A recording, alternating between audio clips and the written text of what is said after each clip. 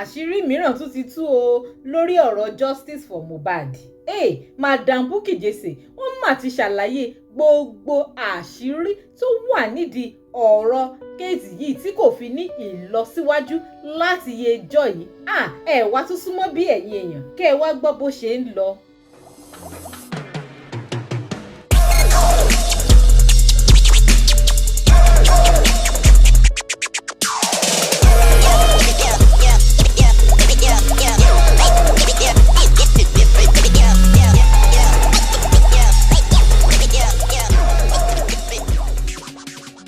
Káàbọ̀ sí DIGINAIJA television. Ẹ má gbàgbé láti tẹ subscribe button fún gbogbo ẹ̀yin tí ẹ bá ṣẹ̀ṣẹ̀ ń wò mí fún ìgbà àkọ́kọ́. Ẹ máa like fídíò wa, gbogbo ohun tí ẹ bá ní lọ́kàn lórí nǹkan tá a tún mú wá fún tèmi. Ẹ máa sọ sí kọ́mẹ̀ǹtì kẹ̀sì máa pín fídíò yìí káàkiri. Ẹ bá rántí wípé Commissioner for Information wọ́n sọ wípé àwọn gbé test toxicology Mohbad lọ sí Amẹ́ríkà ni. Madam Bukky Jesse ti wá sọ ìdí rẹ̀ gan tó fi ṣe wípé result test yẹn kò jáde láti bí oṣù mélòó kan sẹ́yìn tí wọ́n ti bẹ̀rẹ̀ kéèsì Mohbad yìí. Madam Bukky Jesse tí wọ́n ṣe àwọn àlàyé relationship, ìyẹn ìbáṣepọ̀ tó wà láàárín gbogbo àwọn tí àwa ń wò lókè wípé àwọn wọ̀nyí ló yẹ kán bá wa wá ojútùú sí ọ̀rọ̀ Mohbad yìí, wípé àwọn òun gan tá à ń wò lókè yìí àwọn gangan ni wọ́n ń fa kéèsì yìí sẹ́yìn tí wọn ò jẹ́ kó ní ojútùú láti ẹjọ́ ẹ̀. Àṣírí tó pọ̀ rẹpẹtẹ ni Madam Bukky Jesse tútú nínú fọ́nrán fídíò tó wà níbí tí mo máa fi hàn yín báyìí. Ẹ wò ẹ jẹ́ a jọ gbọ́. Gbogbo àṣírí kọ̀kọ̀ abawa tú sí gbangba. Now let me put it now to you. Ṣé mọ̀ gbogbo kò ṣe autopsy mo ti gbàgbé ìkejì yẹn tí wọ́n sọ pé wọ́n send America láti joy between myself and you. Ṣé mo sọ fún ipa lọ investigate ní gbogbo ibi tó send kíní ẹ̀ sí America, gbogbo company tó máa ń check fún kíní ẹ̀ l'America, a lọ investigate gbogbo ẹ̀ pátá, wọ́n ní wọ́n send nǹkan kan síbẹ̀. Ṣé fẹ́ gbọ́, a tún ti pè lánàá, a ní how long ló máa ń take láti gba result, wọ́n ní 10 weeks. Ẹ wò gbà tí Mohbad ti kú tó sọ pé ti send ẹ̀, wọ́n send ẹ̀ gbogbo ìgbà yẹn o, wọ́n ṣẹ̀ṣẹ̀ send ẹ̀ ní ìgbà tó rí pé brekete ti stepping, ìgbà tó rí pé àwọn people yóò give up. Ẹ jọ̀ọ́ gbogbo ẹ̀yin tẹ́ wá justice, true justice, don't give up.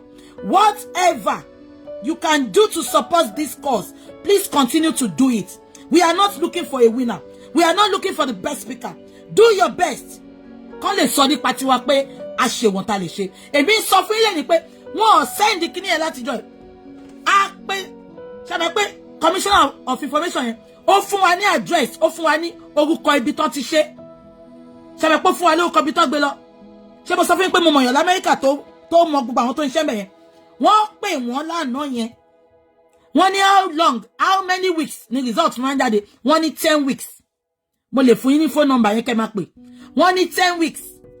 So tó bá yẹ pé wọ́n send ẹ̀ nígbà tó sọ pé wọ́n send ẹ̀ yẹn, ó jẹ́ ká ti gbà. Wọ́n tú ẹ̀ sábẹ́ carpet. Bó ṣe throw report Mohbad sábẹ́ carpet ìgbà tó lọ fẹjọ́ sùn. They never wanted to do anything. God bless every youth, every adult, every man, every woman that were supporting this cause back to back genuinely and not because of what they want to make from what they are doing. God bless you all. Àìdákẹ́ yín PA kí ló máa ń pè kíní ẹ̀ náà kò ń ṣe autopsy kí ni kan PA text mi tẹ́ bá ń gbọ́ mi ṣé kan tí mo sọ yé yín náà ẹ jẹ́ ká máa sọ lọ.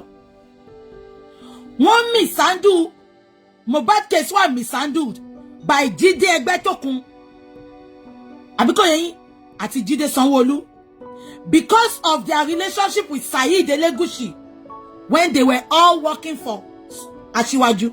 Am I communicating? Ṣé ń gbọ́ mi? Ṣé mọ̀ pé àwọn mẹ́tẹ̀ẹ̀ta yẹn ti ṣiṣẹ́ fún Bọ́lá Tinubu rí? Àwo dẹ̀ ló máa ń gbáwo nígbàwọ́. Táwo ò bá gbáwo nígbàwọ́, àwo máa ń tẹ́ àwo máa ń ya ni.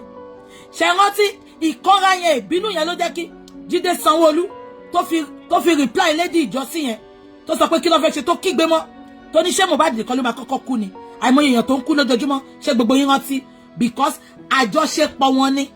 Àwọn mẹ́tẹ̀ẹ̀ta ti ṣiṣẹ́ rí pẹ̀lú Lagos State Governor ńgbà yẹn Bọ́lá Ahmed Tinubu. Àjọṣepọ̀ wọn yẹn ni ò fẹ́ jẹ́ kó òun ló jẹ́ kó máa ju kéèsì Mohbad sábẹ́ carpet láti ìgbà tó ti lọ tó ti lọ report ṣé ń gbọ́ mi ẹ jẹ́ ká máa sọ lọ. Meanwhile, the present National Security Adviser Nuhu Ribadu èèyàn tímọ́tímọ́ Fẹ́mi Fálànà ni ìgbà tó wà ní EFCC ìgbà tí Ribadu wà ní EFCC chairman. Toxicology, thank you very much. They never sent that toxicology. They just wanted to send it now. When Brekete stepped in and when they saw that the youths are not giving up. Wọ́n ṣẹ̀ṣẹ̀ fẹ́ send any. Please, youth, ẹ má jẹ́ kó sú yín o. Because mo gbọ́ lánàá tó sọ pé àwọn bàbá ní kó má dá sọ̀rọ̀ kíní kan, àwọn family. Ṣáàrí ìjà tá ń jà kò ń ṣe ìjà bàbá Mohbad, kò ń ṣe ìjà Aloba family. Ìjà gbogbo ayé ni. So keep Aloba family. Kó lọ take several back seats. Kò ń ṣe ìjà Aloba family. Tá bá ní di wọn máa pè wọ́n. Kó lọ take a chill pill. Aloba family. Kò ń ṣe ìjà yín mọ́. Ẹ gbàgbé ìtorí ẹ̀yin kan lè gbàbọ̀dè. Ìjà gbogbo ayé lélẹ́yìí. A fẹ́ mọ̀ nǹkan tó pa Mohbad. Because tá bá mọ̀ àwọn ọ̀dọ́ wa máa kú lọ. Celebrities máa kú lọ. Àwọn ọmọ ológo wa máa kú lọ. Ṣé ń gbọ́ mi?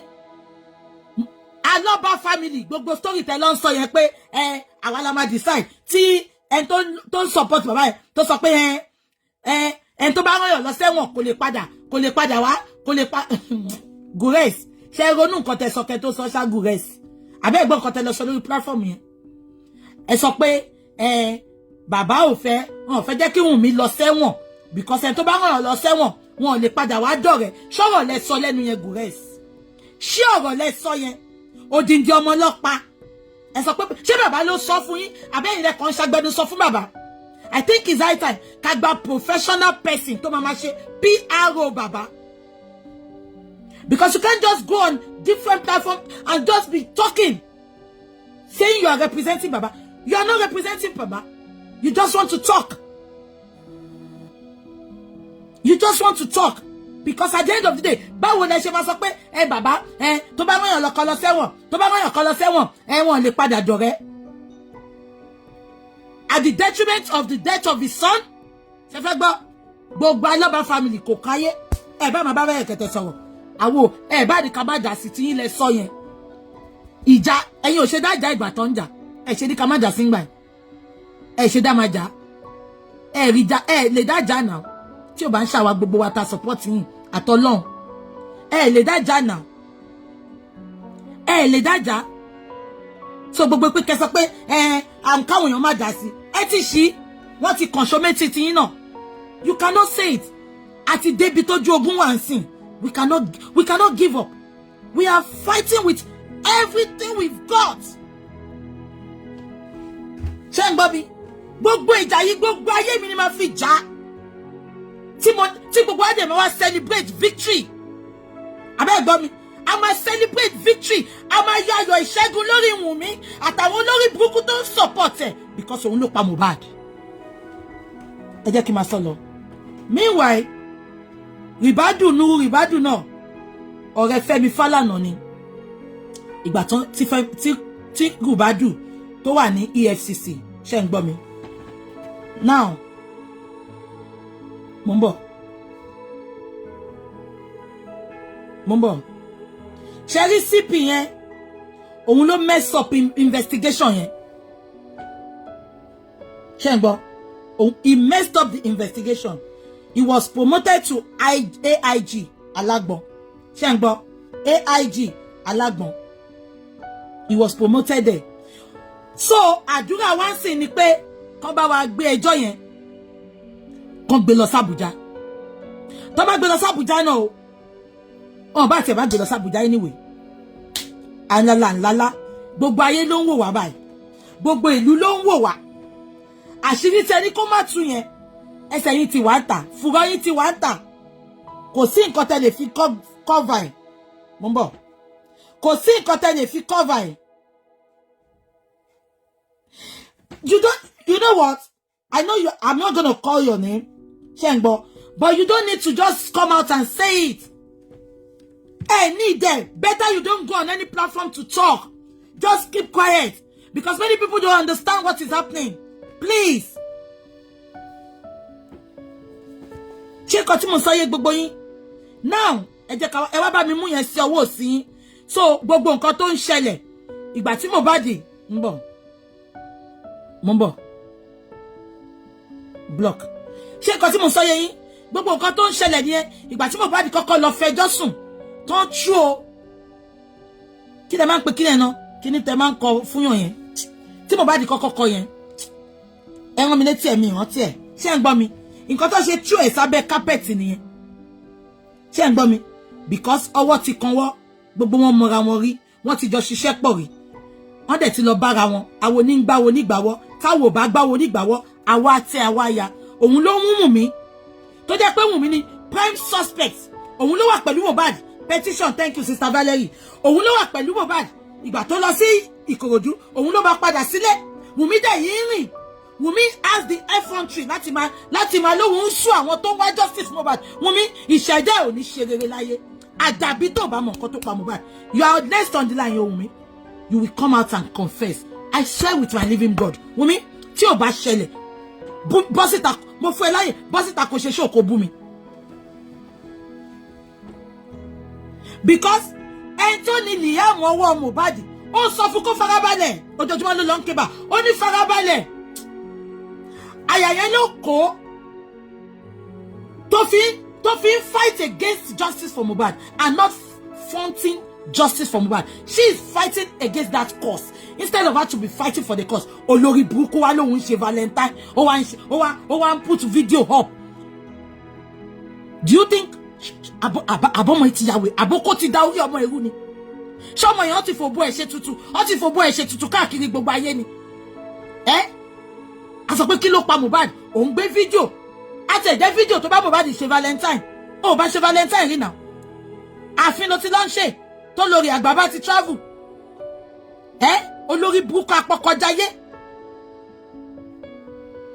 ìwọ tó ń fight against justice for Mohbad ìwọ ló wá ń bọ́tà ló ń ṣe I miss you this Valentine we would have been together were you ever together with that boy you never loved him you loved this money and you